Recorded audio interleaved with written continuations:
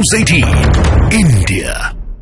पाकिस्तान में आम चुनावों में धांधली हो रही है। वहां पर सेना अपनी मनमानी कर रही है। जीते हुए उम्मीदवारों को सर्टिफिकेट तक नहीं दिया जा रहा है और यही वजह है कि वो जीते हुए उम्मीदवार जिन्हें लग रहा है उनके साथ इंसाफ नहीं हो रहा है, वो अब कोर्ट जाने का रुख बना रहे हैं। इन सब के बीच बड़ा अपडेट आपको बता दें, किसी भी पार्टी को पाकिस्तान के अंदर फुल मेजोरिटी नहीं मिल रही है। मतलब कोई भी पार्टी इस स्थिति में नहीं है कि बहुमत उसके पास हो और सरकार वो बना ले। अब ऐसी स्थिति में फायदा इसका सेना उठाने वाली है, क्योंकि उसकी तरफ से पूरा खाका पहले ही तैयार कर लिया गया है। कौन होगा पाकिस्तान का प्रधानमंत्री, किसके पास रहने वाला है रक्षा मंत्रालय, कौन बनेगा वित्त मंत्री, ये सब कुछ सेना अभी से ही तय करके बैठ चुकी है। तो इसके साथ साथ आप ये भी समझ सकते हैं कि कैसे ये जितना घटनाक्रम पाकिस्तान में अभी दिखाई दे रहा है वो सिर्फ दिखावे के लिए है। असलियत में इस आम चुनाव के पीछे सेना का जो फॉर्मूला है वो लोगों के सामने आ चुका है और पहले ही ये स्पष्ट हो चुका है कि कैसे गुणा गणित सब कुछ सेना करके पाकिस्तान की बैठी हुई है, जैसे इसके पहले तक होता रहा है। पाकिस्तानी सेना जिसे चाहती है वही प्रधानमंत्री की कुर्सी पर बैठता है और इस बार भी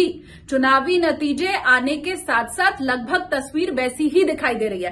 देखिए, तीन प्रमुख पार्टियां हैं जिनके बीच में चुनाव हो रहा है। एक तो पीटीआई, इमरान खान की पार्टी, जिसके तमाम नेता निर्दलीय चुनाव लड़ रहे हैं, क्योंकि जो चुनाव आयोग था और कोर्ट था उसकी तरफ से जो चुनाव चिन्ह बल्ला था वो वापस ले लिया गया था इमरान खान का, और इसीलिए जितने भी कार्यकर्ता नेता है वो सभी निर्दलीय चुनाव लड़ रहे हैं। तो एक तो पीटीआई इमरान खान की पार्टी, दो और प्रमुख पार्टी है, एक तो पीपीपी है, वो है बिलावल भुट्टो जरदारी की पार्टी, इसके अलावा पीएमएलएन नवाज शरीफ की पार्टी। इन तीन के बीच में अभी फिलहाल लड़ाई मुख्यतया दिखाई दे रही है और उसमें भी पीटीआई के नेता जो निर्दलीय चुनाव लड़े थे वो अभी बाजी मारते दिखाई दे रहे हैं। लेकिन फिर भी बहुमत किसी के पास नहीं है। जीत के लिए इस बार 133 सीट चाहिए, क्योंकि 265 सीटों के ऊपर ही चुनाव हो रहे हैं, तो 133 सीट चुनाव जीतने के लिए चाहिए और वो किसी के पास नहीं है।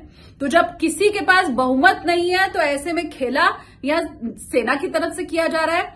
फॉर्मूला जो निकलकर सामने आया है वो भी आपको बता दें। सेना अब ये चाह रही है कि नवाज शरीफ की पार्टी पीएमएलएन और बिलावल भुट्टो जरदारी की पार्टी पीपीपी, इन दोनों का गठजोड़ करा दिया जाए और गठबंधन की सरकार बना दी जाए। ये सरकार जब बनेगी तो फिर उसके बाद पद कैसे बांटने हैं दोनों के बीच में यह भी तय कर लिया गया है सेना की तरफ से। बताती हूं आपको, राष्ट्रपति की कुर्सी पर पीपीपी की तरफ से कोई मनोनीत होगा जिसे बिठाया जाएगा, मतलब बिलावल भुट्टो जरदारी की पार्टी की तरफ से वो मनोनीत किया जाएगा। प्रधानमंत्री की कुर्सी जो सबसे अहम है, उस कुर्सी पर पीएमएलएन का नेता बैठेगा। बड़ी बात यह, नवाज शरीफ बनना तो चाहते हैं प्रधानमंत्री, उन्हीं की पार्टी को प्रधानमंत्री का पद दिए जाने की बात भी हो रही है। लेकिन नवाज शरीफ का इतिहास बड़ा खराब है। नवाज शरीफ सेना को चैलेंज करने वाले नेता के रूप में जाने जाते हैं और इसीलिए उनके भाई शहबाज शरीफ को ये पद दिया जा सकता है, जो पहले भी संभाल रहे थे, इस कुर्सी को संभाल चुके हैं। तो ऐसे में शहबाज शरीफ फिर से प्रधानमंत्री होंगे। इसके अलावा अध्यक्ष सीनेट जो होगा वो भी पीएमएलएन के कोटे से ही होगा, यह भी तय कर दिया गया। सीनेट का अध्यक्ष पीएमएलएन के कोटे से बनाया जाएगा। अब महत्वपूर्ण रक्षा मंत्री की कुर्सी पर कौन सी पार्टी का आदमी काबिज होगा ये भी सेना ने तय कर दिया है। पीपीपी यानी बिलावल भुट्टो जरदारी की पार्टी, पाकिस्तान पीपुल्स पार्टी, रक्षा मंत्रालय उन्हें दिया जाएगा।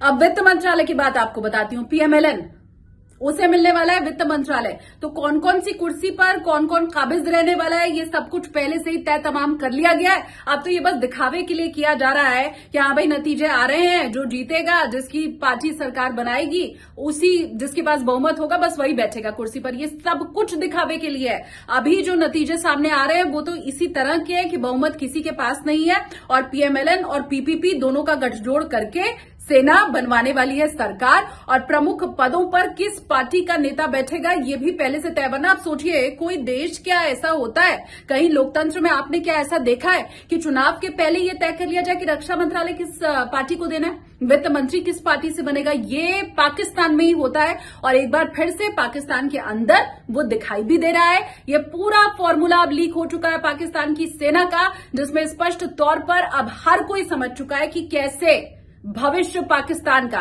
सेना ने कागजों पर पहले ही तय कर दिया है।